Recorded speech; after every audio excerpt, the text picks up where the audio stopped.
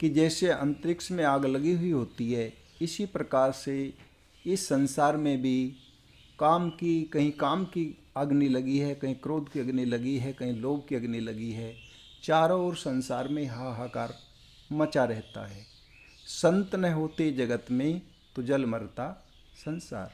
तो ये इतिहास बताता है।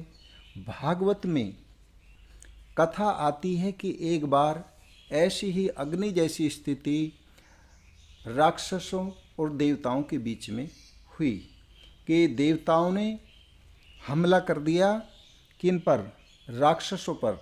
जिस समय हिरण्यकशिपु तप करने के लिए जंगल में गया हुआ था, उस समय देवताओं ने उनको हरा दिया और हराने के बाद में फिर वे धीरे से उसको लेकर के कयादु, प्रहलाद की माताजी को लेकर के इंद्र अपने लोक में जाने लगा। वहाँ पर नारद मुनि जी तो संत कैसे आग बुझा देते हैं, तो नारद मुनि जी तो त्रिकाल ज्ञानी हैं और वे ये देख लेते हैं कि इस समय क्या हो रहा है। तो उन्होंने सोचा कि ये तो बड़ा अनर्थ हो जाएगा कि एक पत्नी को, और जिसके गर्भ में स्वयं संत है बहुत ऊंचा, और उसे ले जाके मारने की जो ये इच्छा रख रहा है, तो इससे देवताओं को बहुत बड़ी हानि उठानी पड़ेगी। तो ऐसा करने से कि नारद जी ने कहा, रास्ते में जैसे मिलन हुआ, कि इसके गर्भ में भगवान का साक्षात परम प्रेमी भक्त और सेवक है। उसका रास्ता रोका विमान का, और आगे से बोलते हैं कि हे इंद्र, वैसे तो तू देवताओं का राजा है, लेकिन तुझे इतनी बुद्धि नहीं है कि तू कितना बड़ा पाप कर्म करने जा रहा है, कितना बड़ा अनर्थ करने के लिए जा रहा है, कि ठहरो। उन्हें रोक लिया, रोक करके कहा कि जो तू इसको लेके जा रहा है स्त्री को, तो इसके गर्भ में साक्षात परम प्रेमी भक्त और सेवक अत्यंत बली और निष्पाप महात्मा है। निष्पाप महात्मा, क्योंकि तीनों कालों का ज्ञान रखते हैं नारद मुनि।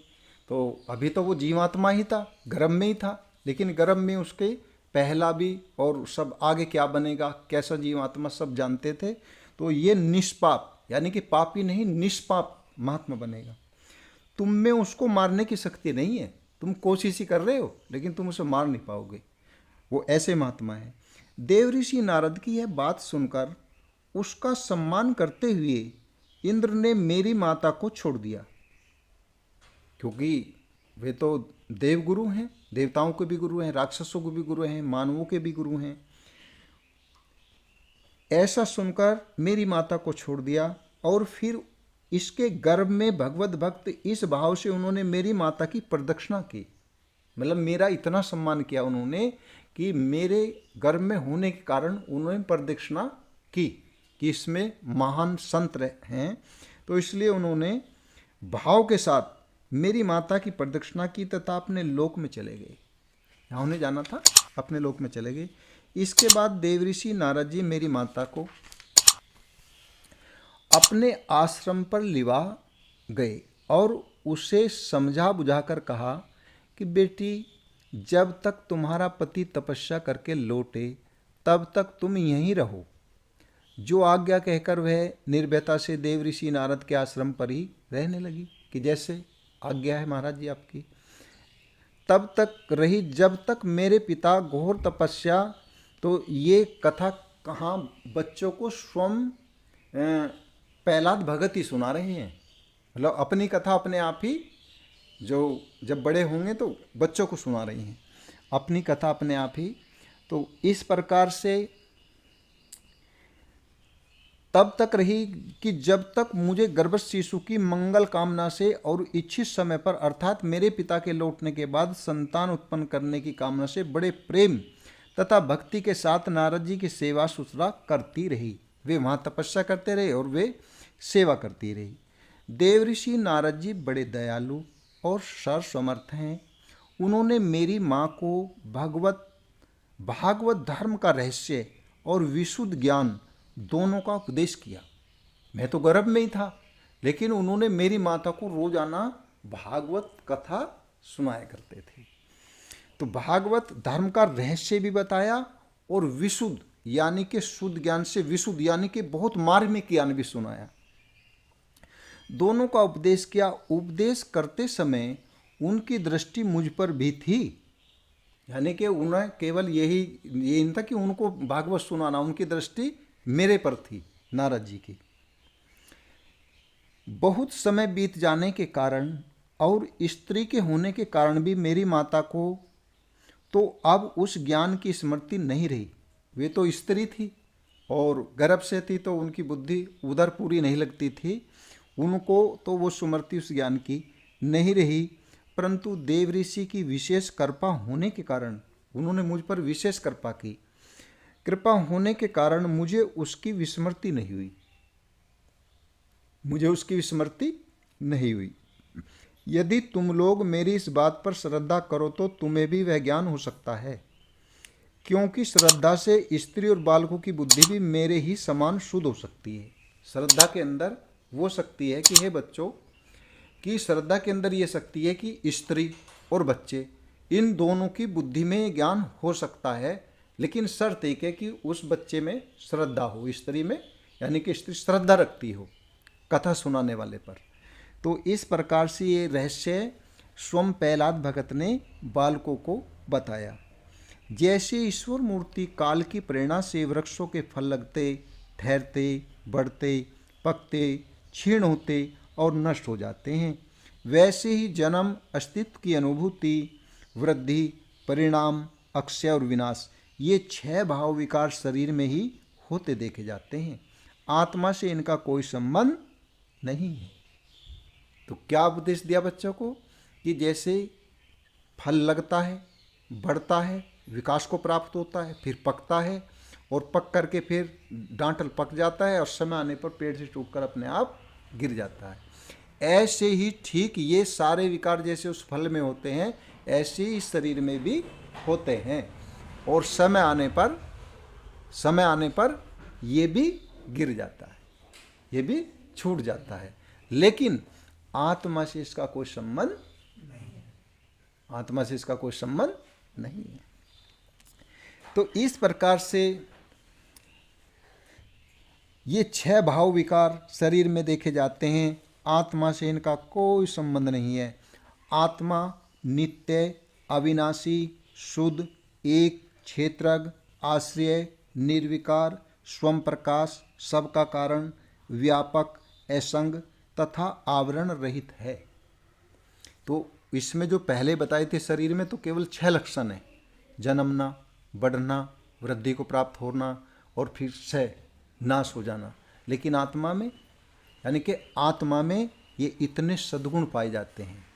तो आत्मा का और शरीर का एक भी लक्षण आपस में मिलता नहीं है कि भाई ऐसा लग जाए कि भाई ये लक्षण, एक ही लक्षण मिलता हो जिससे हम इसकी साधर्म्यता मान लें कि भाई इसका हमारा साथ है। तो ये बिल्कुल अलग अलग हैं। ये 12 आत्मा के उत्कृष्ट लक्षण हैं। तो आत्मा में लक्षण कितने? 12 और शरीर में कितने? 6। तो न तो संख्या मिल रही है और न इनका कोई भी गुण या अवगुण का मिलन हो रहा है, कोई इसमें कोई भी संबंध नहीं है। इनके द्वारा आत्म तत्व को जानने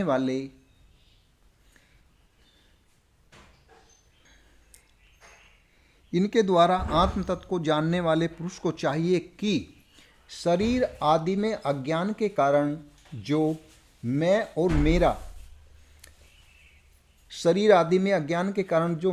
और मेरे का झूठा भाव हो रहा है उसे छोड़ दे। तो राधे श्याम यहीं बैठो। तो सबसे पहले देखो, ध्यान से सुनो। आज बिल्कुल कथा बिल्कुल बच्चे के मतलब कि तुम सबसे ज़्यादा ध्यान से सुनोगे, क्योंकि कथा सुनाने वाले भी बच्चे और कथा सुनने वाले भी बच्चे। हाँ, प्रहलाद भगत मतलब इतनी कम उम्र में है कि वे बच्चे, कि उनके गुरुजी चले जाते हैं एक दिन, उन्हें जैसे अचानक किसी कारण से जाना पड़ता है, तो वे बच्चे खेलने लगे, आपस में लड़ाई झगड़ा करने लगे। तो उन्होंने कहा कि तुम एक काम करो, गुरुजी तो चले गए, चलो मैं गुरुजी बन के तुम्हें ज्ञान सुनाता हूँ और तुम पढ़ो, मैं पढ़ा दूँगा। क्या तू तो हमारे जैसा, तू कैसे सुना दे? नहीं, मैं सुना दूंगा तुम्हें।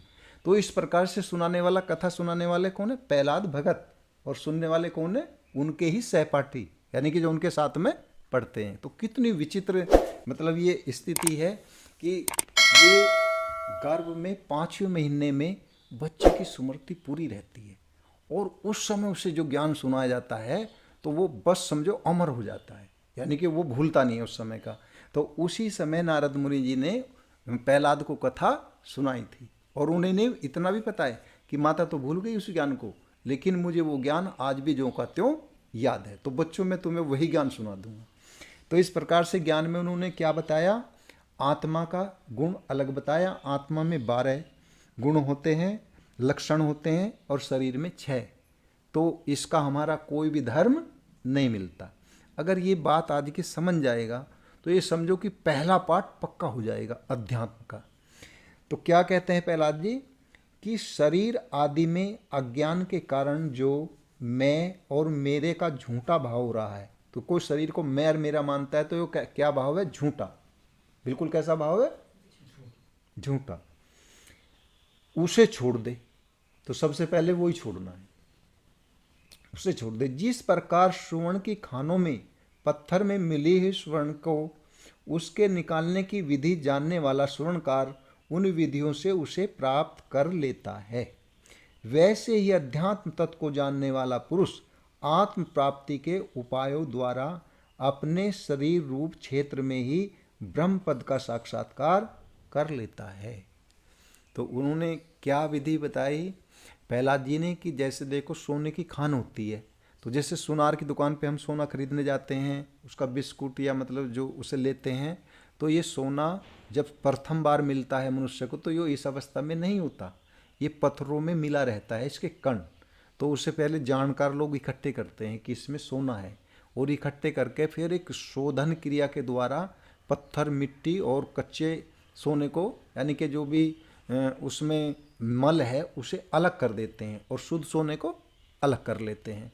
तो इस प्रकार से जैसे सुवर्ण जो सुनार होता है सोने के जानने वाला, वो पत्थर आदि में से सोने को प्राप्त कर लेता है, तो इसी प्रकार से जो आत्मा को जानने वाले संत महापुरुष हैं तो वो इस शरीर से इस आत्मा को बिल्कुल अलग जान लेते हैं ऐसी विधि से।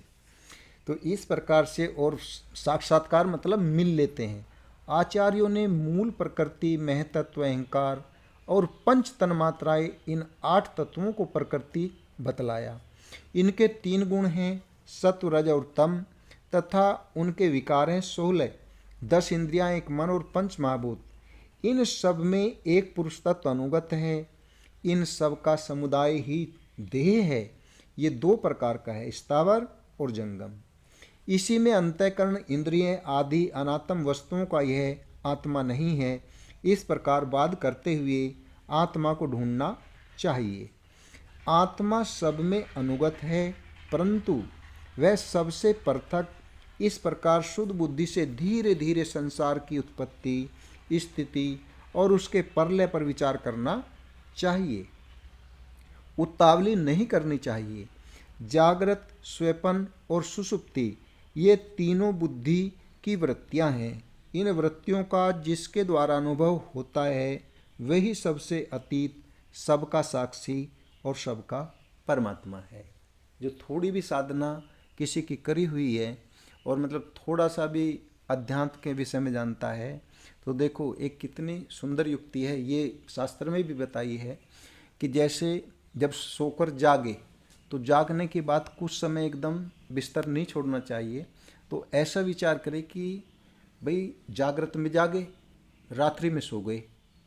और कभी कभी ऐसा होता है कि रोज़ एक जैसी नींद नहीं आती, तो सुबह जब जागते हैं तो जब ऐसा अपने आप ही अंदर से आता है कि भाई आज बहुत गहरी नींद आई और बहुत सुख से सोया, तो इसका मतलब क्या हुआ कि जब हम पूरी गहरी नींद में होते हैं तब भी कोई हमारे तीनों शरीरों को जानने वाला कोई तत्व रहता है जो हमें ये सूचना देता है कि आज हमें बहुत गहरी नींद आई, अच्छी सुख की नींद आई और सुख से सोए, तो एकदम फ्रेश आदमी उठता है और अपना काम भी फुर्ती से करता है, शरीर में फुर्ती पाई जाती है। तो इस प्रकार से आप साधु संत जो आम आदमी वो ध्यान नहीं देते, लेकिन जो साधना करे रहते हैं तो वे इस बात को समझ जाते हैं कि कोई शक्ति ऐसी है कि शरीर तो सोता है, जागता है, थकता है और कभी आसन वगैरह करने से स्फूर्ति आती है। तो अलग अलग शरीर पे अलग अलग समय में अलग अलग स्थिति होती रहती है। लेकिन इनके साथ साथ जब गहरी नींद हो जाती है फिर तो कोई प्रक्रिया नहीं रहती हमारी जागृति में। लेकिन फिर भी जो जागता है तो उसी को ही संत महापुरुष आत्मा और परमात्मा कहते हैं। आत्मा में और जीवात्मा में क्या अंतर है कि जीवात्मा सो जाएगा लेकिन आत्मा कभी सोता नहीं है, वो हमारी सोने की भी बात को जानता है। तो इसी प्रकार से जब हमें एक क्षण के लिए ही ये जब जगते हैं तो जब जगते हैं तो हमारी चेतना शुद्ध चेतना से हमारे अंतःकरण में आती है। तो जब अंतःकरण में आती है तो वो क्षणों में काम होता है, उसमें बड़ा सावधान रहना पड़ता है। तो क्षणों में मैं हूँ कि पहला फुरना होता मैं हूँ, लेकिन जब तक ये नहीं होता मैं क्या हूँ, केवल ये मैं हूँ आएगा अंदर हृदय में, उसको बोलते हैं फुरना। क्या बोलते हैं? फुरना, कि मैं हूँ।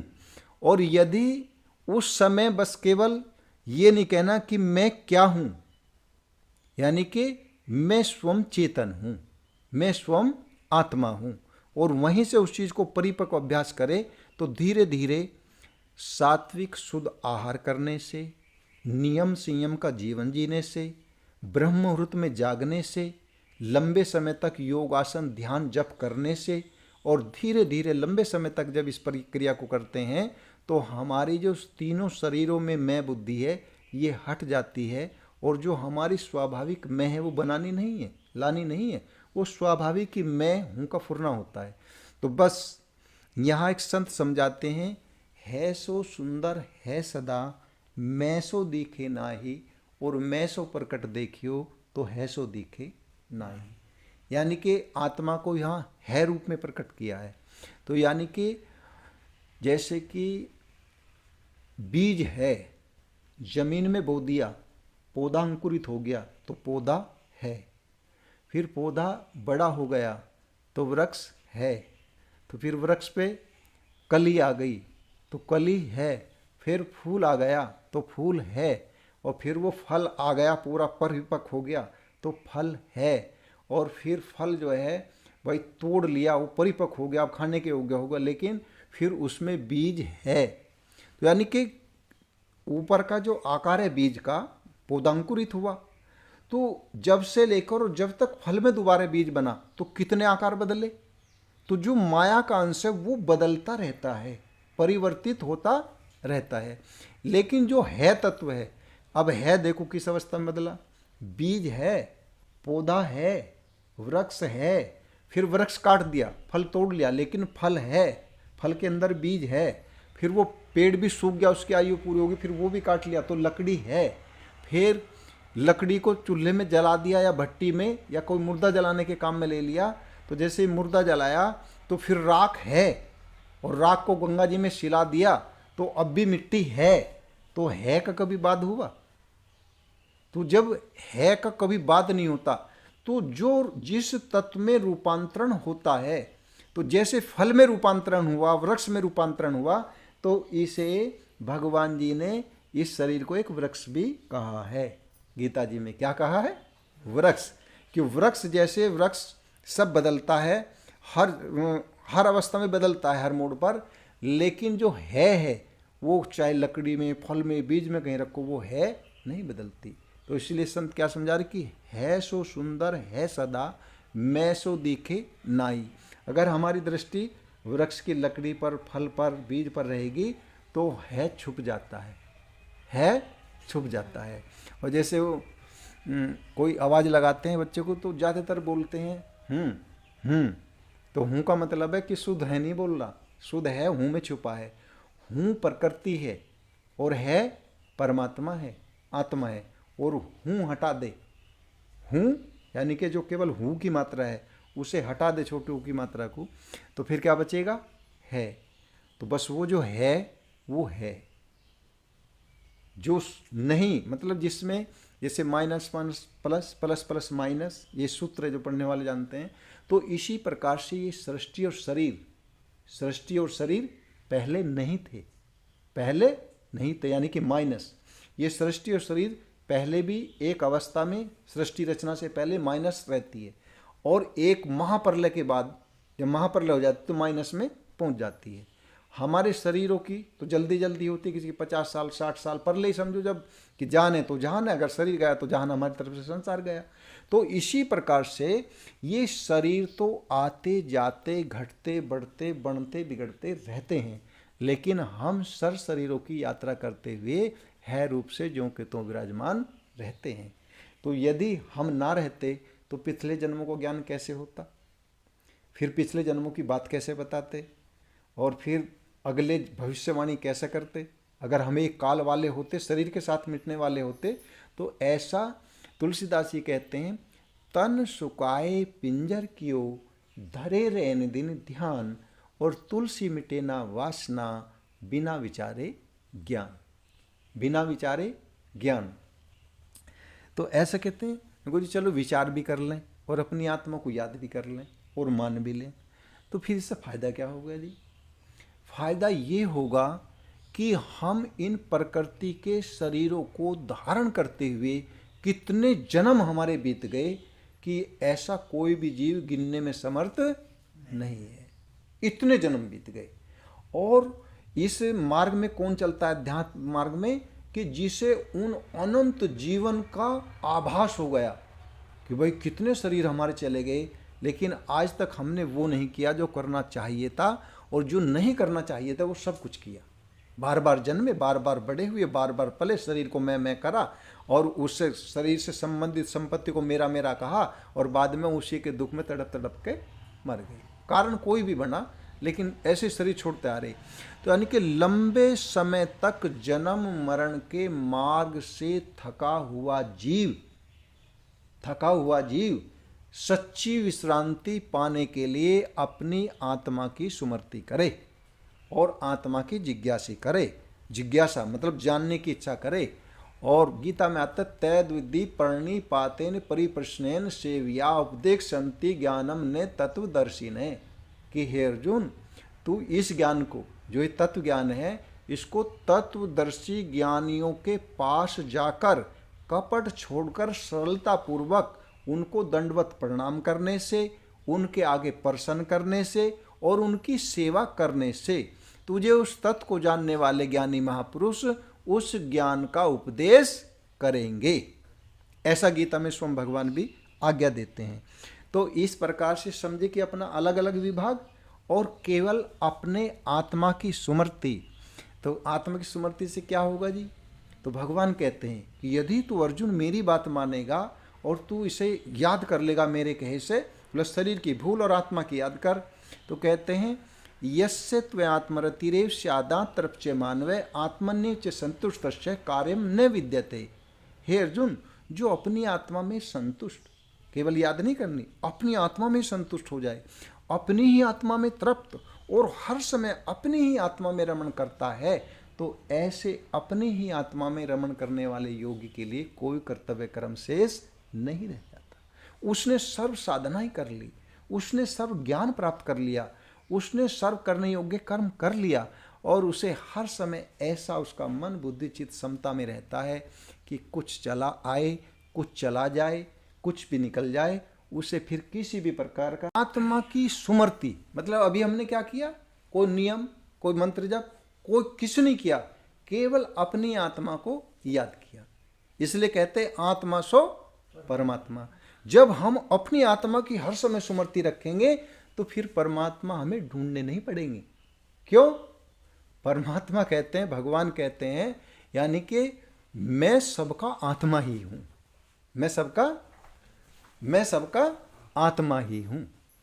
तो देखो, मतलब हमारा जो शुद्ध स्वरूप है वो इतना प्रिय और इतना, मतलब इतना क्या कहूँ, इतना अनिवार्य है कि केवल हम अपना नाम ही याद कर लें, बस, और कुछ नहीं करना, बस याद कर लें, तो उससे क्या होगा कि बिना किसी शर्त के भगवान अपने पास रखेंगे। मतलब एक क्षण के लिए हमें छोड़ नहीं सकते। कहते हैं, भगवान की भाषा में सुनोगे तो और आनंद आएगा। यो माम पश्यति सर्वत्र सर्वम मयि च पश्यति तस्याम न प्रणश्यामि सच में न प्रणश्यति। कि हे अर्जुन, ये मैं तुम्हें सच कहता हूँ कि जो मुझको सब में देखता है और सबको मुझ में देखता है, उसके लिए मैं एक क्षण के लिए भी उससे अलग नहीं होता और वह भी मुझसे अलग नहीं होता। मैं उसे हर समय देखता रहता हूँ और वो भी मुझे हर समय देखता रहता है। तो जो बच्चा जो अपनी माता की नज़रों में रहता है हर समय, खेलते हुए, खाते हुए, बाहर जाते हुए, तो कितना सौभाग्यशाली होता है। और कुछ भी गलती करते तो माता तुरंत उसको रोक देती है। और जो 100 माताओं की, हजारों माताओं की भी माता मेरे परब्रह्म परम पिता परमेश्वर हैं और हमारे पर उनकी दृष्टि रहे, तो इससे बढ़कर इस जीवन का लाभ हो भी क्या सकता है। और ये केवल, ये मतलब भगवान का प्रेम केवल मनुष्य जन्म में ही सुलभ है, अन्य किसी जन्म में सुलभ नहीं है। और जिज्ञासु के लिए है, समर्पण योग में है और शरणागति में है। मनुष्य होने के बाद भी यदि जिज्ञासा नहीं है और शरणागति नहीं है, समर्पण नहीं है, तो उसके लिए होते हुए भी नहीं है। बोलिए राधा कृष्ण भगवान की जय। तो इस प्रकार से ये बात करते हुए आत्मा को ढूंढना चाहिए। तो ये किस लिए सुनाया आपको? ताकि आपको आत्मा में, भाई जब कोई सुमृति होगी तभी तो आप उसको सुमृति करोगे, सुमरण करोगे। तो इतना समय हर किसी के पास नहीं होता कि भी सब किताबें पढ़ लें, लेकिन ये मानो कितनी किताबों का सार है, कितने ग्रंथों का सार है, कितने वर्षों तक मेहनत करने में ढूंढ के, यानी कि बिल्कुल वही चीज़ सामने परोसना। जैसे कि रसोई में सब सामान अलग अलग होता है, लेकिन जो रसोईया है, बनाना जानता है भोजन को, तो वो क्या चतुराई है, उसके अंदर क्या कला है कि उसको जो जो जितनी मात्रा में, जो जो जितना मात्रा में चीनी जितनी चाहिए, दूध जितना चाहिए, बेसन जितना चाहिए या सूजी जितनी चाहिए, उतनी उतनी बना के कितना स्वादिष्ट बना देता है कि खाने से जीवन मिल जाता है। इसी प्रकार से इस आत्मा को याद सुमरण करने से, जो संतों ने अनेक प्रकार से, अनेक समय, अनेक कठिनाई, व्रत उपवास करने से, तपस्या करने से जो उन्हें प्राप्त होता है, तो वो इतनी सरल विधि से और इतने सरल शब्दों में बता देते हैं कि केवल उसका सेवन कर ले तो उसे भी वही लाभ प्राप्त होगा जो बड़े से बड़े साधु संत को प्राप्त होता है। बोलिए राधा कृष्ण भगवान की जय। तो फिर हमारा हौसला बढ़ा रहे हैं कौन? प्रहलाद भगत जी कह रहे हैं आत्मा सब में अनुगत है। आत्मा ऐसा नहीं है कि कोई मन से सोच ले कि भाई हम तो बच्चे, हमारे में नहीं होगा, या स्त्री सोच ले मेरे में नहीं होगा, या बूढ़ा सोच ले मेरे में कहाँ होगा, भाई मैं तो बूढ़ा हूँ। तो यानी कि आत्मा सब में अनुगत है, इस बारे में कोई विचार करने की जरूरत नहीं है। आत्मा सब में अनुगत है, परंतु वह सबसे पृथक इस प्रकार शुद्ध बुद्धि से धीरे धीरे संसार की उत्पत्ति, स्थिति और उसके प्रलय पर विचार करना चाहिए। तो अब ये भी युक्ति बता रहे कि ये आत्मा की चर्चा तो आपने सुन ली, लेकिन ये कब कर पाओगे? ऐसे नहीं कि सुन लिया तुम एकदम कर लोगे। यानी कि प्रहलाद कह रहे हैं कि बच्चों तुम्हें क्या करना है, तुम्हें जो मैं कह रहा हूँ वो करना है। तब ये बात याद आएगी कि तुम्हें ये विचार करना कि ये संसार तो भाई एक दिन प्रकट हुआ है, तो ये तो प्रलय की तरफ जा रहा है, और जब ये संसार ही मिट जाएगा तो हम कैसे रहेंगे, हम रह के क्या करेंगे। और ये शरीर भी अब बच्चा है, पहले गर्भ में छोटा सा शिशु था, फिर कुछ बड़ा शिशु हुआ, अब हम बच्चे खेलने खाने लायक हो गए, पढ़ने आने लगे, फिर ये जवान होगा और फिर ये भी मिट जाएगा। तो इसलिए हमें जो है, यानी कि मिटने वाली वस्तुओं से, तो दो ही तो वस्तु बची, ज़्यादा थोड़ी है, संसार और शरीर। इसमें कुछ बचा अब, शरीर और संसार। तो शरीर संसार से अपने मन और बुद्धि को हटा करके इस प्रकार से हमारा मन और बुद्धि समझते समझते अपनी आत्मा में आ जाएगा। तो हमें संसार की उत्पत्ति, स्थिति और प्रलय पर विचार करना चाहिए, उतावली नहीं करनी चाहिए। ये मतलब ऐसा मत समझो कि एकदम सुनकर एकदम आ जाएगा, जल्दीबाजी नहीं करना चाहिए। बिल्कुल धैर्य से अपना आत्मचिंतन करना चाहिए। जागृत, स्वप्न और सुषुप्ति, ये तीनों बुद्धि की वृत्तियाँ, इन वृत्तियों का जिसके द्वारा अनुभव होता है वही सबसे अतीत और सबका साक्षी परमात्मा है। तो इतनी आत्मा की चर्चा के सुनने के बाद फिर धीरे से परमात्मा के बारे में भी बता दिया कि जागृत में हम कहते हैं कि भाई मैं तो इतने बजे जागा था, मैं ये कर रहा हूँ, मैं वहाँ गया था, मैं वहाँ से आया था।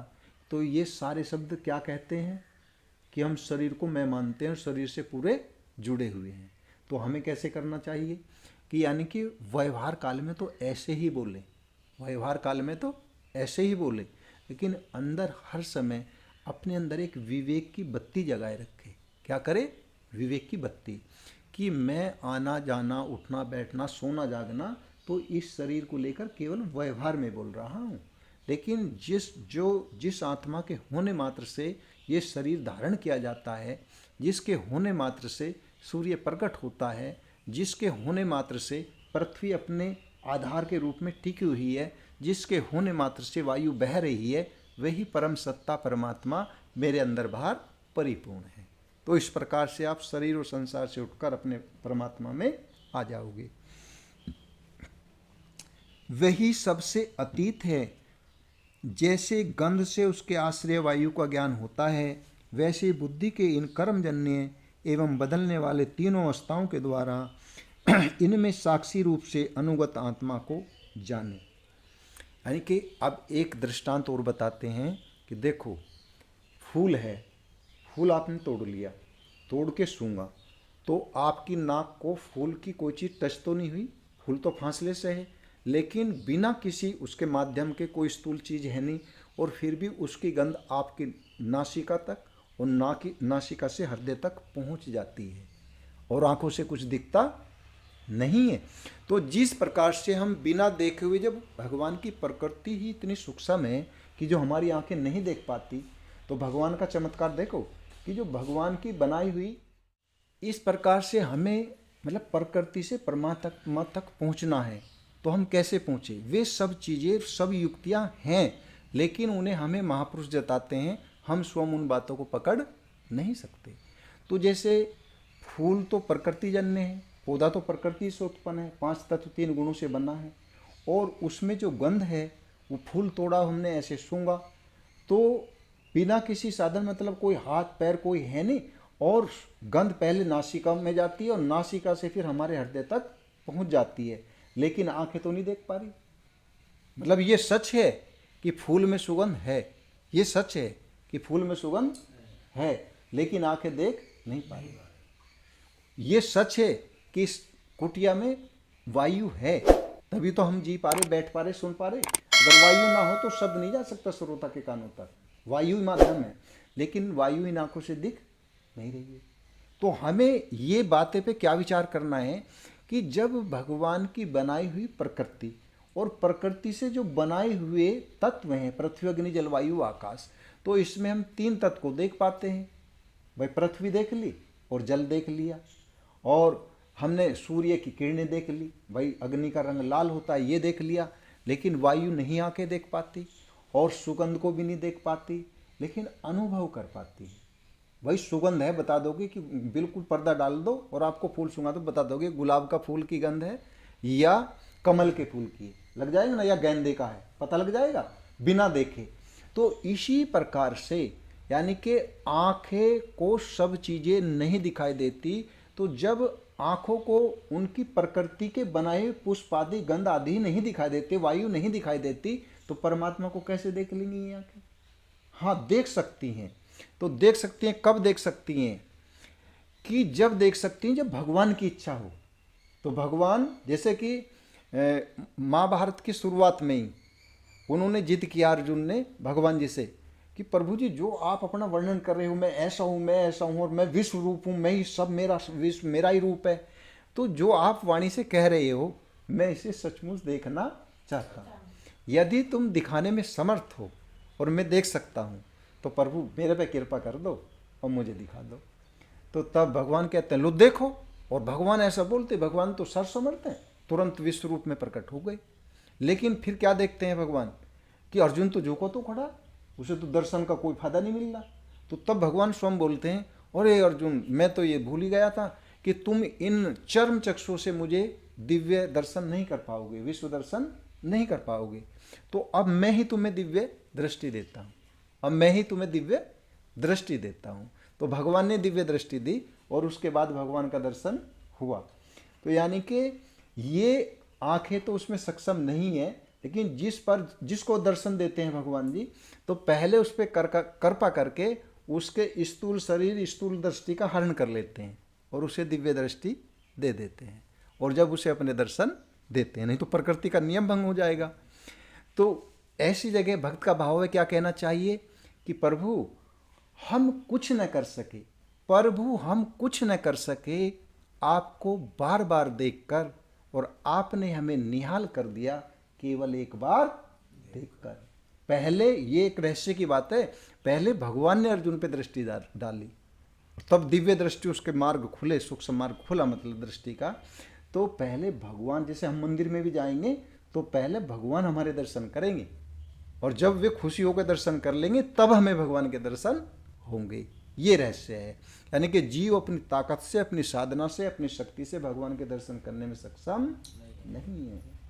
तो इस प्रकार से संत महापुरुष की जो युक्तियां हैं, तो वे बता रहे हैं कि जैसे फूल से गंध आप अनुभव करते हो लेकिन देख नहीं सकते, ऐसे ही आप अपनी ही आत्मा को अपने हृदय में अनुभव कर सकते हो लेकिन देख नहीं सकते।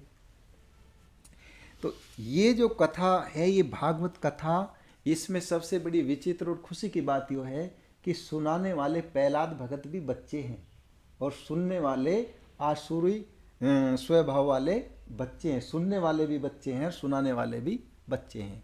तो अब ये देखो कि संतों की कृपा कैसी निराली होती है, यानी कि गर्भ में गर्भाग्नि हर समय जली रहती है। आज के सत्संग की जो शुरुआत है कि आग लगी आकाश में तो झट पड़े अंगार, और संत न होते जगत में तो जल मरता संसार।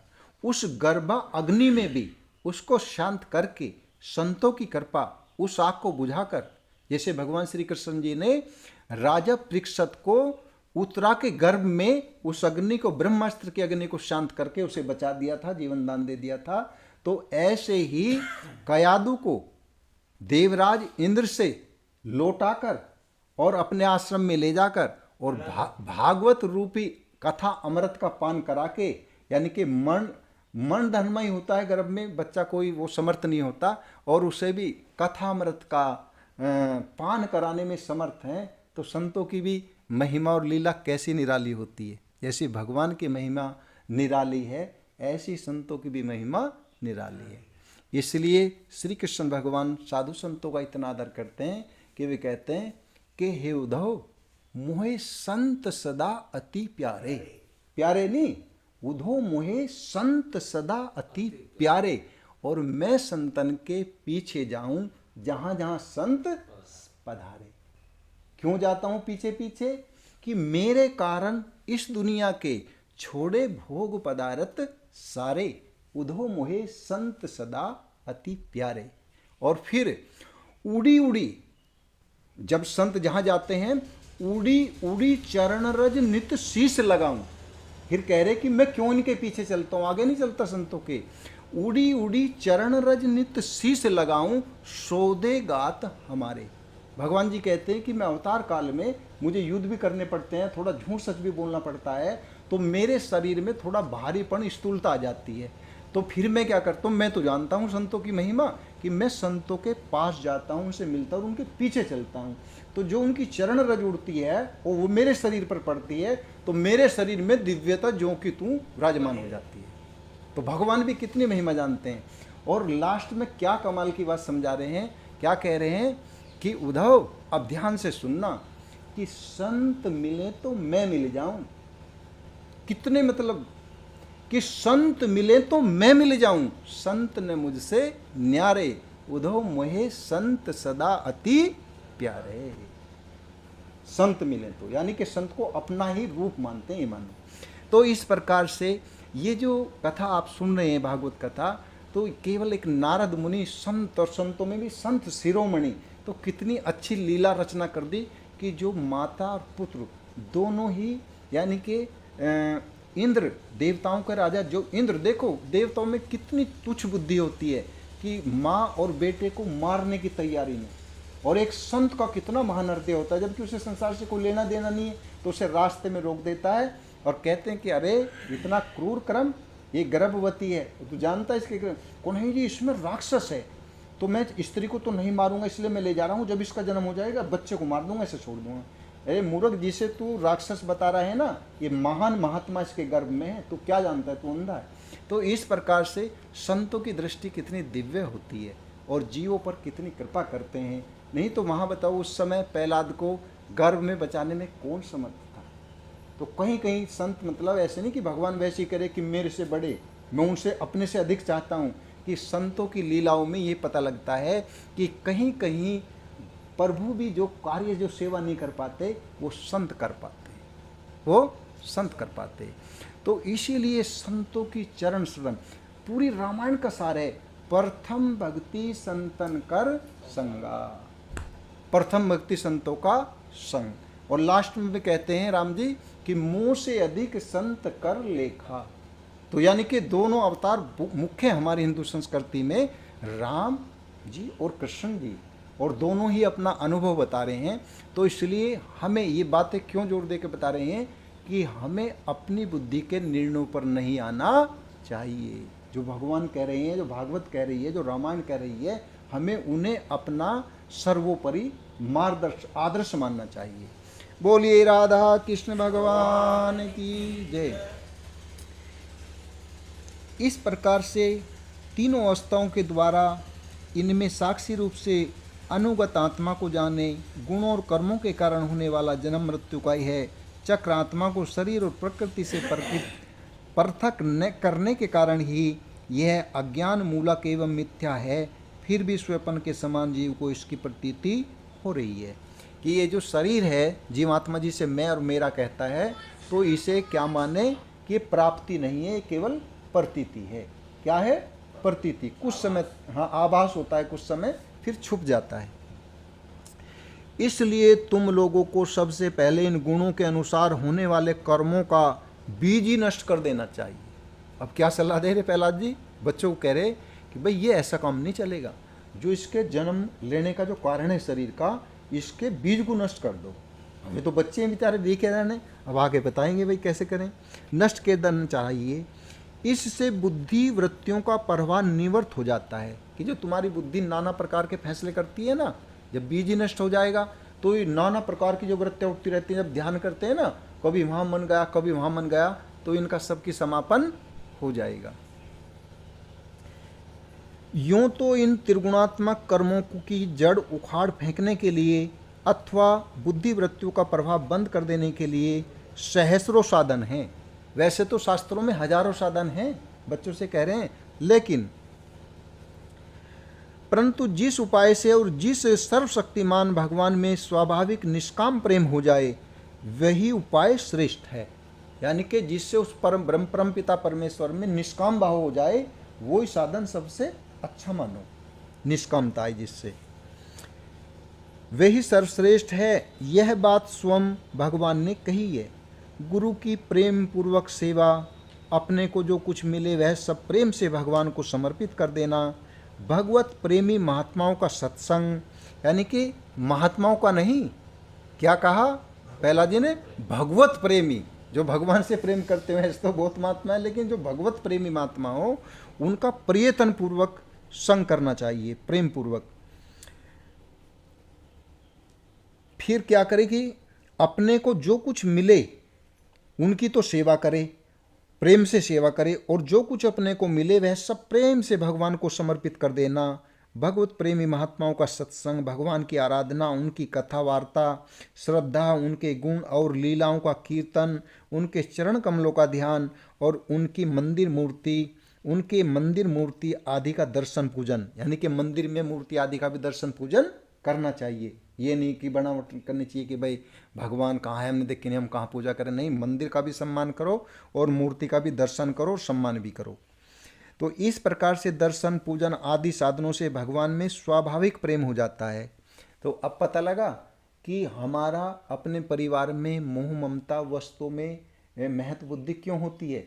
क्योंकि जितनी पूजा आराधना दर्शन भगवान का करना चाहिए, समय भगवान को मंदिर में देना चाहिए, उतना हम नहीं दे पाते।